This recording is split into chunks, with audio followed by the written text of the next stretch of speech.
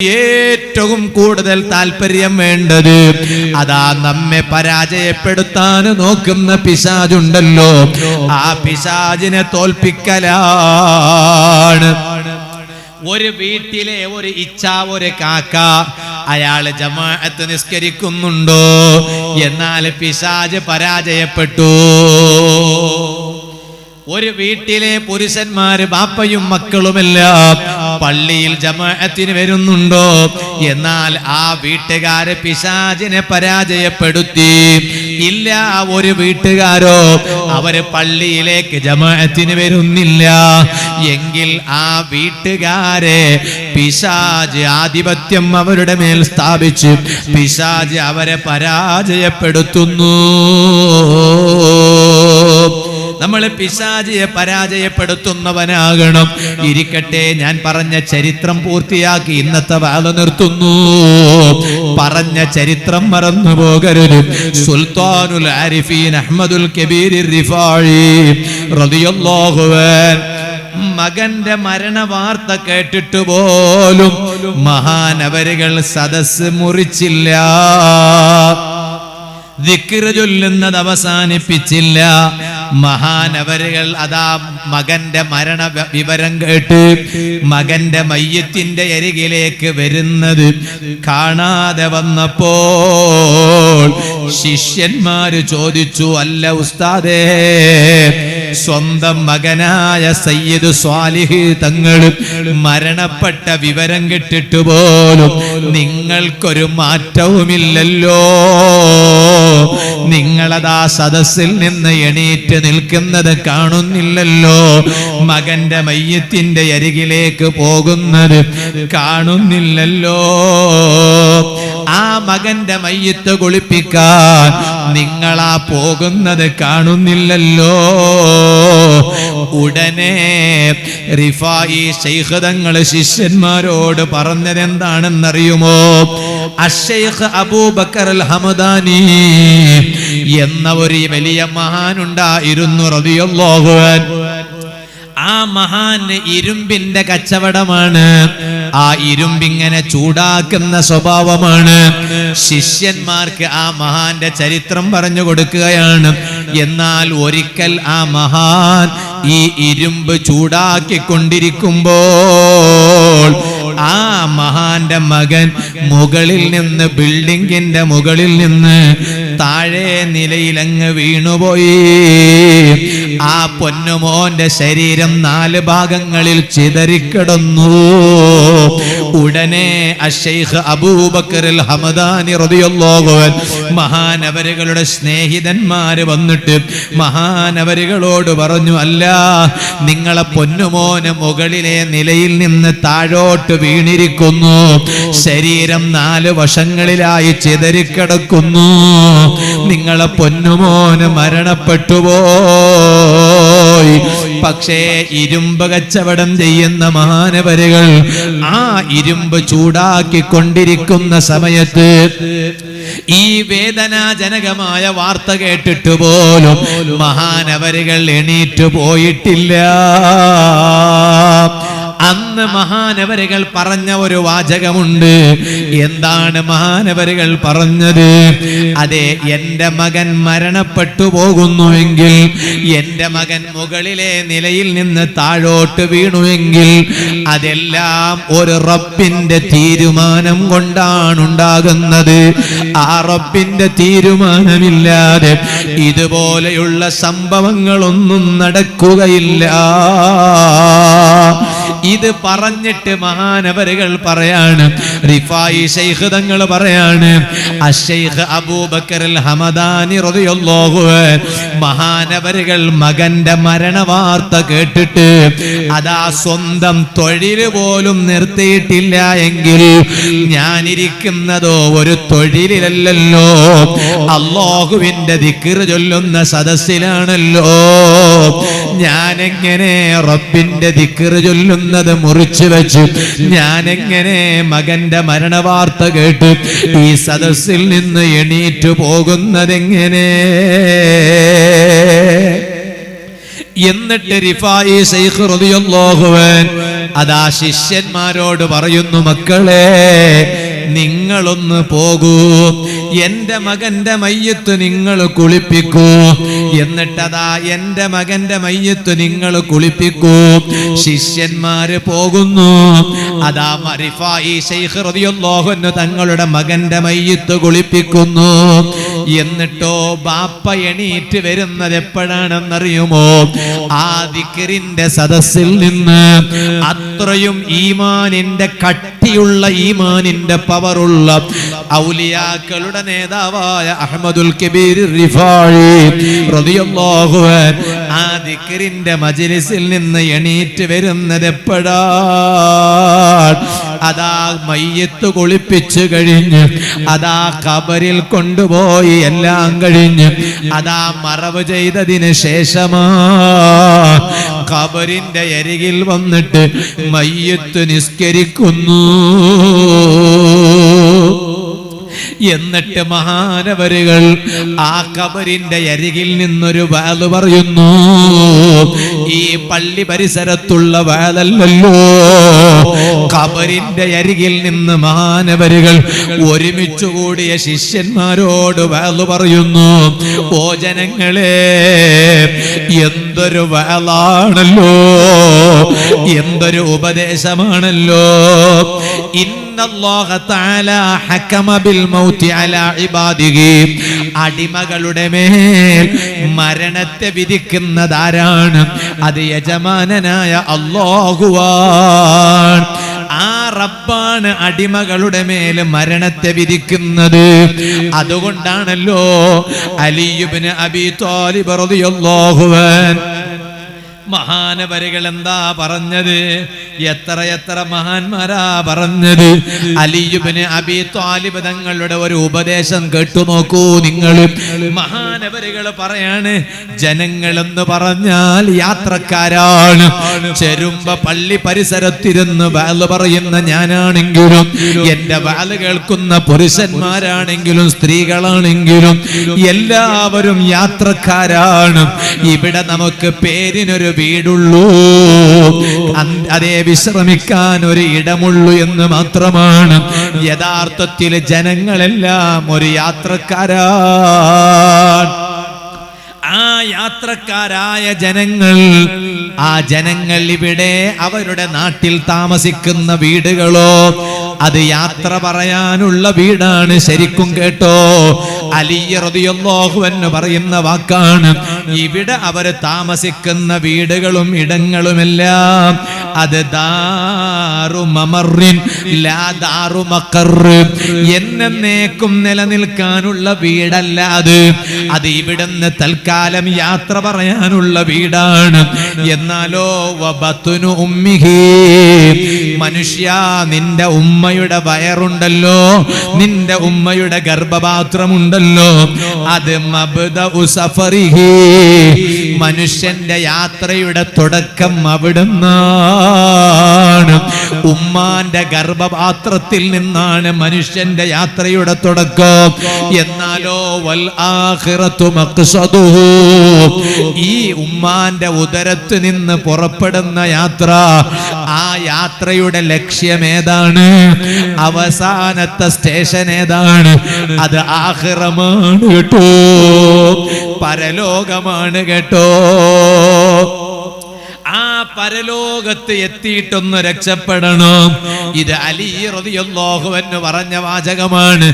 ആ യാത്രക്കിടയിലെ ഒരു ചെറിയ സമയം താമസിക്കാനും ജീവിക്കാനും വസിക്കാനുമുള്ള ലോകമാണ് ദുനിയാവ്. അതുകൊണ്ടാണ് റിഫായി ശൈഖ് തങ്ങൾ മകന്റെ ഖബറിന്റെ അരികിൽ പറയാണ്, മക്കളെ, അള്ളാന്റെ അടിമകളുടെ മേൽ മരണത്തെ വിധിക്കുന്നത് റബ്ബാണ്. എന്നിട്ട് മഹാനവരുകൾ പറയുന്നു, ഒരു ബാപ്പക്ക് വേണ്ടിയും മക്കൾ ഇവിടെ ബാക്കി നിൽക്കൂല, ഒരു മക്കൾക്ക് വേണ്ടിയും ബാപ്പ ഇവിടെ ബാക്കി നിൽക്കൂല, ഒരു ബാപ്പക്ക് വേണ്ടിയും ഒരു മോനെയും അല്ലാഹു ഇവിടെ ബാക്കി വെക്കൂല, ഒരു മകന്റെ സന്തോഷത്തിന് വേണ്ടിയും ഒരു ബാപ്പാനെയും ഒരു ഉമ്മാനെയും അല്ലാഹു ഇവിടെ ബാക്കി വെക്കൂല.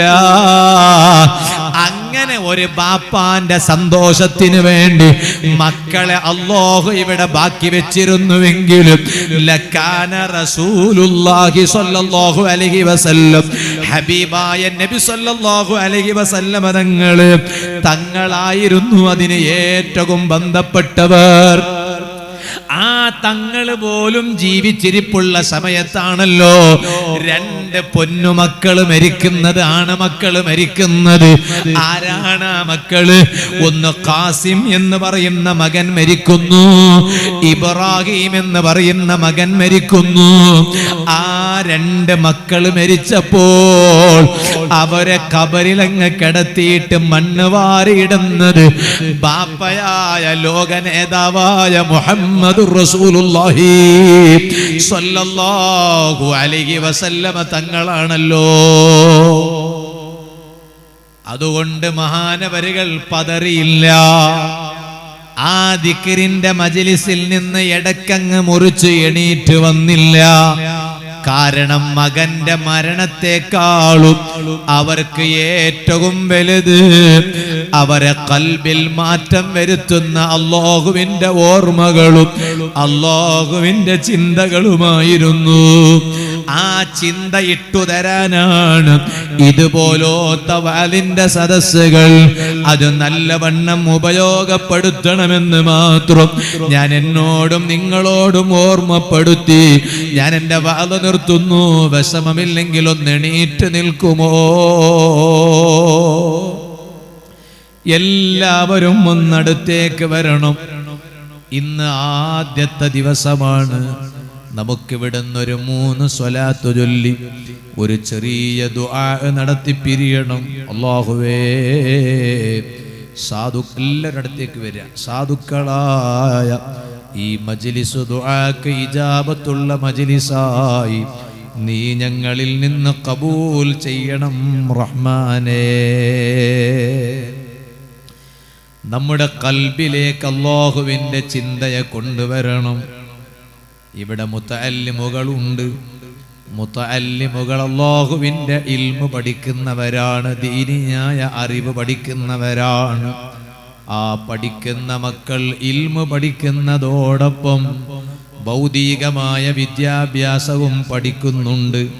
അല്ലാഹുവേ, ആ മക്കൾക്കും ഞങ്ങളുടെ എല്ലാവരുടെ മക്കൾക്കും 2 വിധത്തിലുള്ള ഇൽമും നീ നൽകണേ അല്ലാ. അവർക്കെല്ലാം നല്ല സന്തോഷകരമായ ഭാവി നൽകണേ അല്ലാ.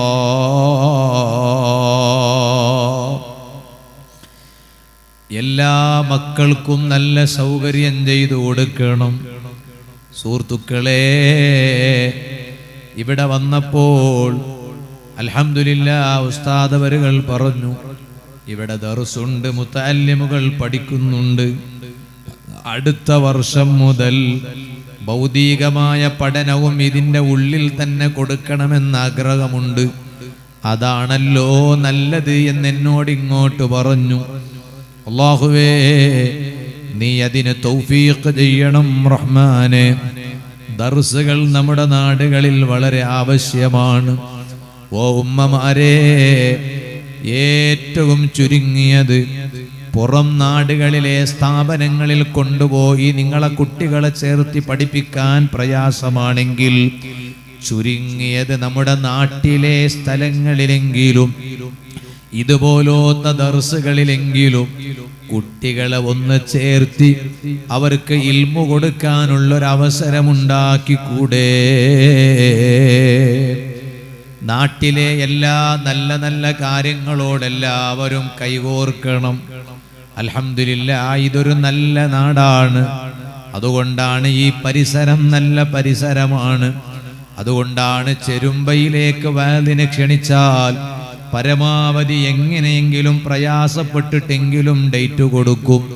ഇന്നത്തെ വാല് കഴിഞ്ഞ നാളെ പാനൂർ തങ്ങളെ ഉറൂസിൽ ഇൻഷാ അല്ലാഹ് പാനൂരിൽ സഹറ സ്ഥാപനത്തിൽ പോയി വാല് പറയാനുള്ളതാണ്. അല്ലാഹുവേ, ഞങ്ങൾ പോകുന്ന എല്ലാ സദസ്സുകളും ഞങ്ങൾ സംബന്ധിക്കുന്ന എല്ലാ സദസ്സുകൾ നീ കബൂൽ ചെയ്യണേ അല്ലാഹ്. നല്ല പ്രവർത്തനങ്ങൾ കാഴ്ചവെക്കണം. നല്ല ഐക്യത്തോടെ പ്രവർത്തിക്കണം. ഇന്നലെ ഞാനതാ കണ്ണൂർ ജില്ലയിൽ വഅദ് പറഞ്ഞു രാത്രി. അവിടെ ഒരാൾ എന്നോട് പറഞ്ഞു, ഉസ്താദേ, ഞങ്ങളെ ഈ പള്ളിയിൽ 17 വർഷക്കാലം മുദർരിസായി സേവനം അനുഷ്ഠിച്ചിരുന്നൊരു ഉസ്താദുണ്ടായിരുന്നു. അദ്ദേഹമാണ് നമ്മുടെ നാട്ടിൽ വെളിച്ചം കൊണ്ടുവന്നത്, മജ്ലിസുകൾ സ്ഥാപിച്ചത്, എല്ലാ ജനങ്ങളെ പള്ളിയുമായി അടുപ്പിച്ചത് അദ്ദേഹമാണ്. ഞങ്ങളെ നാടിൽ ദീനി ചൈതന്യം ഉണ്ടാക്കി തന്നത് അദ്ദേഹമാണ്. നാട്ടുകാർക്കൊക്കെ ആ ഉസ്താദിനോട് വലിയ സ്നേഹമായിരുന്നു. 17 വർഷക്കാലം ഞങ്ങളെ പള്ളിയിലെ മുദർരിസായിരുന്നു. പിന്നീട് അതാ ഒരിക്കൽ അദ്ദേഹം ഇവിടുന്ന് തന്നെ പള്ളിയിൽ തന്നെ മരിക്കുന്നു. എങ്ങനെയാണ് മരിക്കുന്നത്? തലേന്ന് രാത്രി ദിക്റിന്റെ മജ്ലിസാണ്. അത് അദ്ദേഹം തന്നെ സ്ഥാപിച്ച മജ്ലിസാണ്.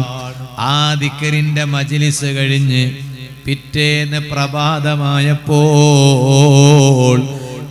ആ നല്ല ഉസ്താദ് ലോകത്തോട് വിട പറഞ്ഞുപോയി. അദ്ദേഹത്തിന്റെ മയ്യിത്ത് അവരുടെ നാട്ടിലേക്ക് കൊണ്ടുപോയി. സുഹൃത്തുക്കളെ, ജീവിതകാലത്ത് പുണ്യം ചെയ്താൽ, നല്ലത് ചെയ്താൽ അതെല്ലാം മരിക്കുന്ന സമയത്ത് കണ്ടിട്ടല്ലാതെ മരിക്കില്ല. അതിൻ്റെ സന്തോഷം നാട്ടുകാര് നമ്മുടെ മയ്യത്തിൽ കാണും, മരിക്കുന്ന ഞാനും കാണും. എന്നെ മയ്യത്ത് കുളിപ്പിക്കുന്നവരും എൻ്റെ മയ്യത്തിലെ അതിൻ്റെ അടയാളം കാണും. അതിനെത്ര എത്ര ചരിത്രങ്ങളുണ്ട്, ഇവിടെ പറയാൻ നേരമില്ല. ഇമാമുൽ ഹറമൈനി റളിയല്ലാഹു അൻഹു തങ്ങളുടെ ബാപ്പയില്ലേ, അശ്ശൈഖ് അബൂ മുഹമ്മദ് അൽ ജുവൈനി റഹിമഹുല്ലാഹ്, എത്ര സൂക്ഷ്മതയോടെ ജീവിച്ച മഹാനാണ്. ആ മഹാനവരുകളുടെ ചരിത്രത്തിൽ കാണാം, ഹലാല് മാത്രം ചിന്തിച്ച് ജീവിച്ച മഹാൻ. ഇന്നങ്ങനെയല്ലല്ലോ, കാലമെല്ലാം മാറിപ്പോയി.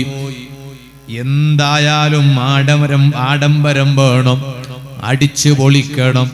അതാരാന്റെ പണമാണെങ്കിലും പ്രശ്നമല്ല, പൊരുത്തമില്ലാത്ത സമ്പാദ്യമാണെങ്കിലും പ്രശ്നമല്ല. കുട്ടികളെ സന്തോഷിപ്പിക്കണം, കുടുംബത്തെ ആനന്ദിപ്പിക്കണം. വേണ്ട വേണ്ട, ആരാനെ പറ്റിച്ച പണം കൊണ്ട് സ്വന്തം മക്കളെ സന്തോഷിപ്പിച്ചതുകൊണ്ട് കാര്യമില്ല, സ്വന്തം ഭാര്യമാരെ സന്തോഷിപ്പിച്ചതുകൊണ്ട് കാര്യമില്ല. അശ്ശൈഖ് അബൂ മുഹമ്മദ് അൽ ജുവൈനി റഹിമഹുല്ലാഹ് മഹാനവരുകളുടെ വീട്ടിന്റെ ഉള്ളിൽ അതാ ഒരു ചുമരുണ്ട്. ആ ചുമര് അപ്പുറത്തുള്ള വീട്ടുകാരന്റെയും അധികാരത്തിലുള്ളതാണ്.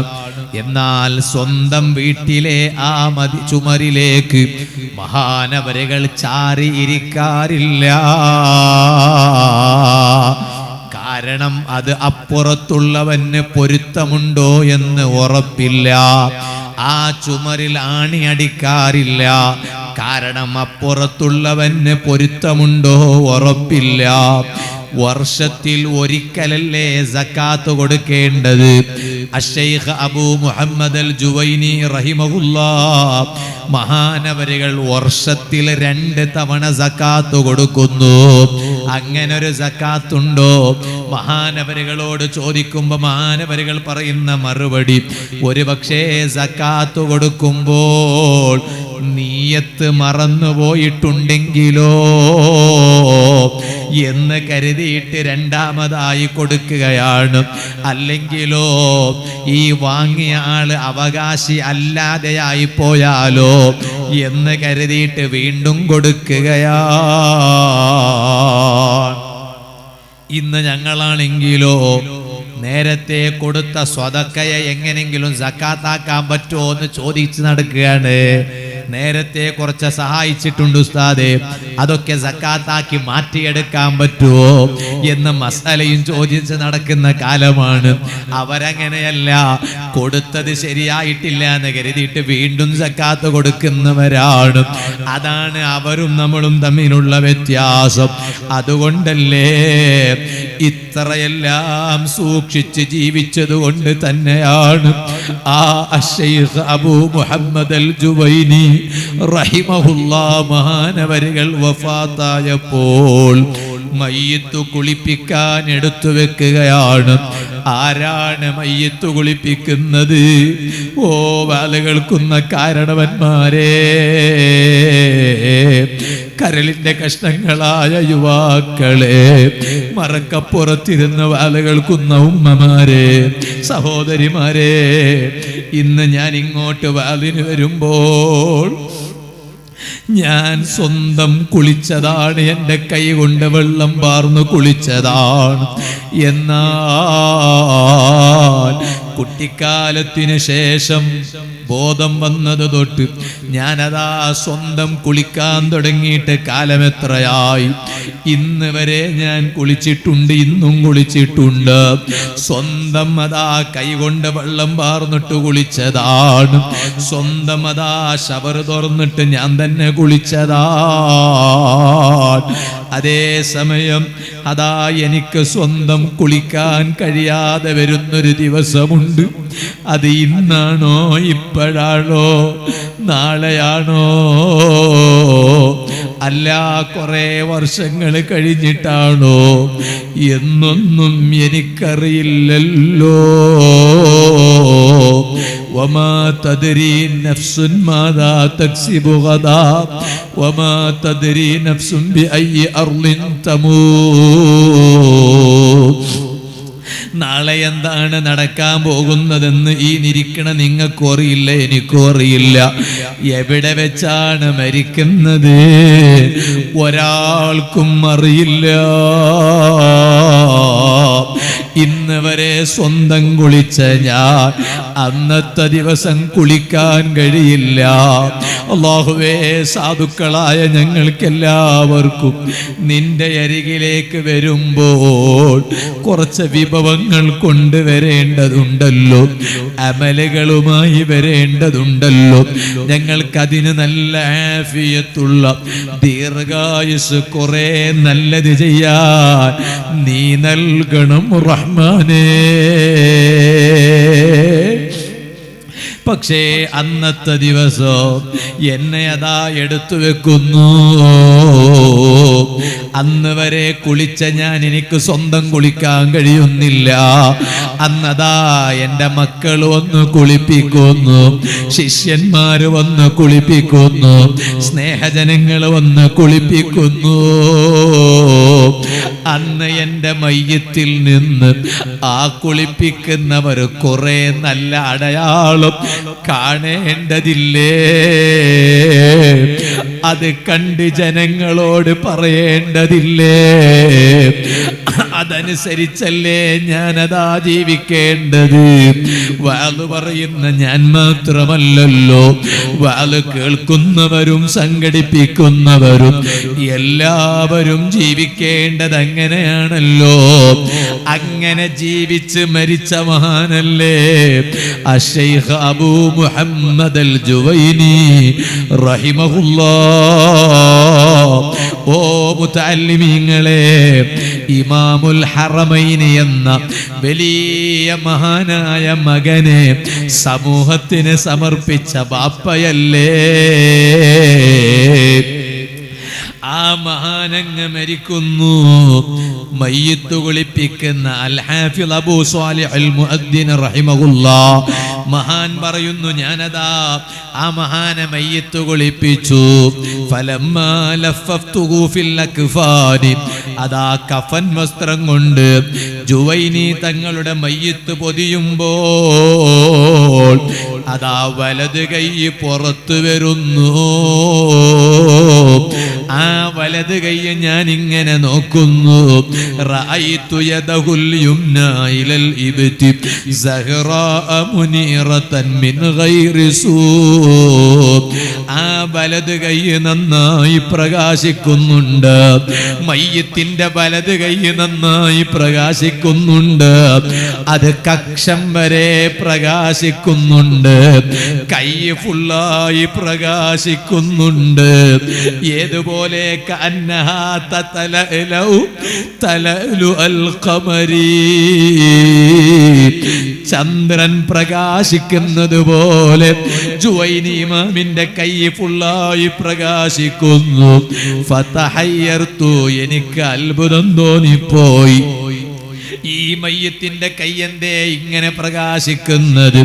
വഖുൽതു, ഞാൻ തന്നെ എൻ്റെ അത്ഭുതത്തിനും സംശയത്തിനും മറുപടി കണ്ടെത്തി.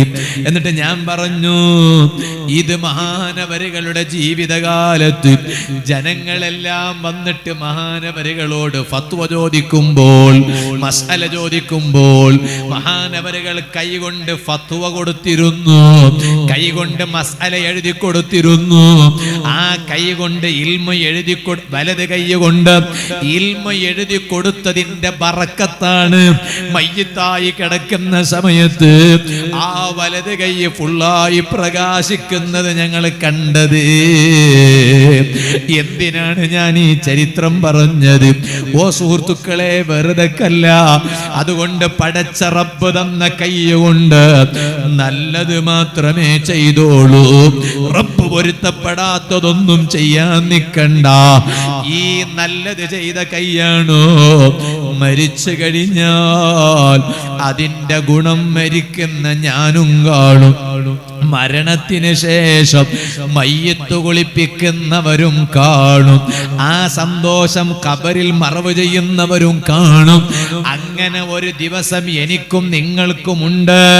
അത് ഈ കഴിഞ്ഞുപോയ മഹാന്മാർക്ക് മാത്രമല്ല എന്ന ബോധത്തോടെ ജീവിക്കണമെന്ന് മാത്രം ഈ സമയം ഞാൻ എൻ്റെ അമ്മാറത്തായ നഫ്സിനോടും നിങ്ങളോടും ഓർമ്മപ്പെടുത്തി ഞാൻ എൻ്റെ ഇന്നത്തെ വാദം നിർത്തുന്നു. അർഹമുർ-റഹീമീനായ അല്ലാഹ്, സാധുക്കളായ ഞങ്ങളെ സദസ്സ് നീ ഞങ്ങളിൽ നിന്ന് ഖബൂൽ ചെയ്യണം റഹ്മാനേ. എല്ലാവരും 3 സ്വലാത്ത് ചൊല്ല. സ്വല്ലല്ലാഹു അലാ മുഹമ്മദ് സല്ലല്ലാഹു അലൈഹി വസല്ലം. സല്ലല്ലാഹു അലാ മുഹമ്മദ് സല്ലല്ലാഹു അലൈഹി വസല്ലം. അല്ലാഹുമ്മ സ്വല്ലി അലാ മുഹമ്മദ് യാ റബ്ബി സ്വല്ലി അലൈഹി വസല്ലം.